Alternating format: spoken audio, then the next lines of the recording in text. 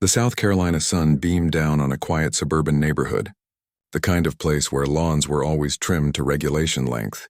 Fences matched in color and everything looked picture perfect on the surface. But beneath that polished exterior simmered a storm. One woman's creativity and love for yard decorations would clash with the ruthless rules of her HOA. What began as a simple passion project soon exploded into a viral rebellion that rocked the neighborhood, embarrassed the HOA, and inspired thousands. Stick around because this story has inflatable flamingos, yard dragons, neon signs, and a revenge so bold it turned an entire block against the rulemakers.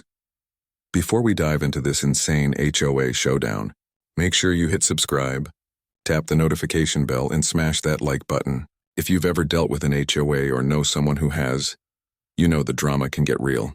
Trust me, you won't want to miss this wild ride. It all started innocently enough. Our main character, a woman who had recently settled into a South Carolina suburb, loved expressing herself through her yard. For her, gardening wasn't just trimming hedges and planting roses. It was about creativity, joy, and bringing color to an otherwise cookie-cutter street. She hung wind chimes that sang in the breeze, placed quirky ceramic gnomes in her flower beds, and added bright solar lights that glowed softly at night. At first, neighbors found her yard charming, even refreshing compared to the rigid monotony of the others. But not everyone appreciated her flair. Within weeks, the HOA sent its first letter. It seemed harmless, just a polite notice that a single ceramic flamingo violated community guidelines. She sighed, removed it, and thought that was the end. But soon another letter came, then another. This time it was her gnome collection. Next, the wind chimes. Each notice cited obscure rules buried deep in the HOA handbook. At first, she complied, thinking it was just easier to keep peace. But every concession felt like erasing a piece of herself. The notices grew more frequent, more hostile, until she felt she was under surveillance. Inspectors drove slowly past her house, snapping photos of her yard, peeking from their cars. Neighbors whispered, some sympathetic, others judgmental, watching the tension unfold. It was no longer about flamingos or gnomes. It was about control, conformity, and whether individuality could exist within the HOA's grasp. She started documenting everything, saving letters, photographing her yard, preparing for what she knew deep down. A bigger fight was coming. The shift happened the day the fines began. Small at first, $25 for a non-compliant wind spinner, then $50 for a sign in her flower bed. But they escalated quickly. $100, $250, threats of legal action loomed in bold letters. The HOA expected her to cave. Instead, something inside her snapped. She decided to fight back, not with legal teams or shouting matches, but with creativity. Her yard became her battlefield.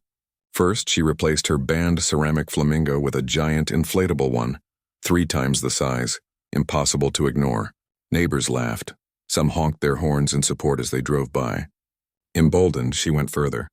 She filled her flower beds with miniature figurines, each one mocking the HOA. One gnome held a tiny protest sign that read, "Free the yard." Another wore sunglasses with the words, "Too cool for HOA rules," painted on its hat. The HOA doubled down. Inspectors came almost daily, documenting each new violation. Each fine was met with another outrageous display. When they cited her for unauthorized signage, she responded with a bright neon sign across her lawn, "Property rights matter." Photos of her yard went viral on local Facebook groups, then spread to regional news. Soon, people drove in just to see her displays. Some neighbors, once silent, began to rally behind her, adding subtle touches to their own yards. Garden gnomes, playful flags, whimsical lights. It wasn't just her rebellion anymore.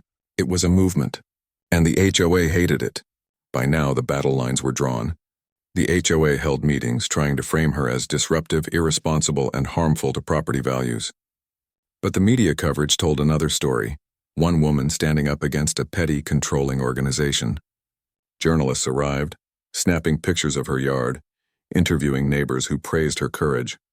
Overnight, she became a symbol of defiance against HOA overreach. Her yard turned into a spectacle.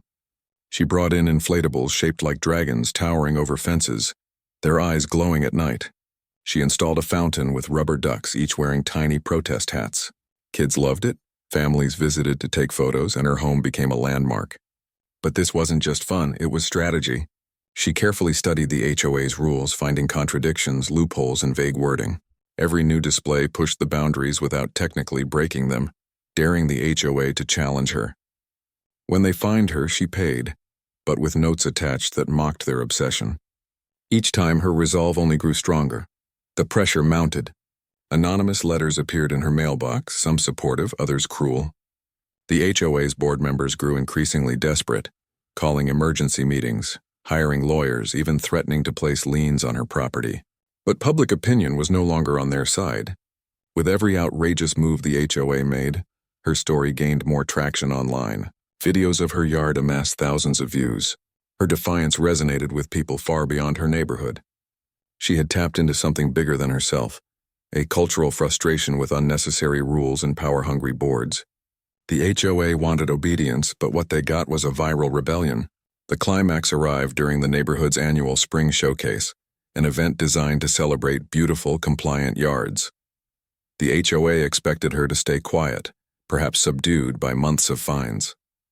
Instead, she unveiled her masterpiece. Overnight, she transformed her lawn into a carnival of color. Towering inflatable animals lined the walkway. String lights lit up every corner, and each flower bed displayed handcrafted signs poking fun at HOA regulations. The centerpiece was a massive inflatable dragon-breathing mist, surrounded by a circle of gnomes holding protest signs. Music played softly in the background, and neighbors gathered in awe. Word spread fast. Cars lined the streets, people took photos and videos, and soon the event overshadowed the HOA's own showcase.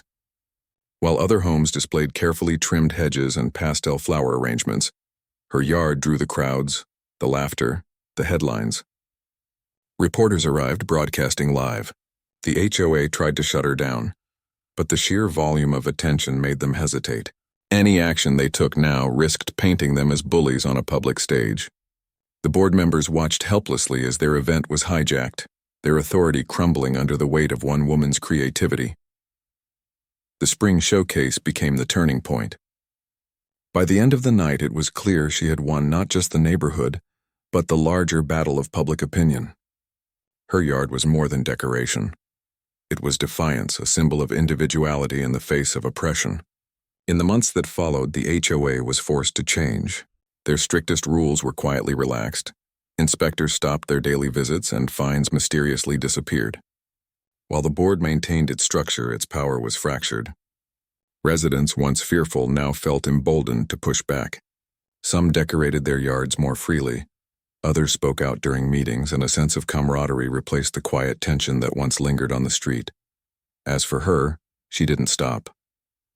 Her yard remained a playground of creativity. Each season brought new displays: giant pumpkins in the fall, glowing snowmen in the winter, even patriotic fireworks inflatables in summer. Children played there, families visited, and neighbors laughed together. The fear was gone. The HOA had been humbled, its overreach exposed, and the neighborhood was freer for it. Her story spread far beyond South Carolina. Online forums and news outlets hailed her as a hero, someone who showed how small acts of rebellion could topple unnecessary control. Her yard became a legend, and she became an icon of defiance. Letters still arrived from the HOA, but they were few, and now they only served as fuel for her next creative idea. She had not only won her battle, but reshaped the culture of her neighborhood.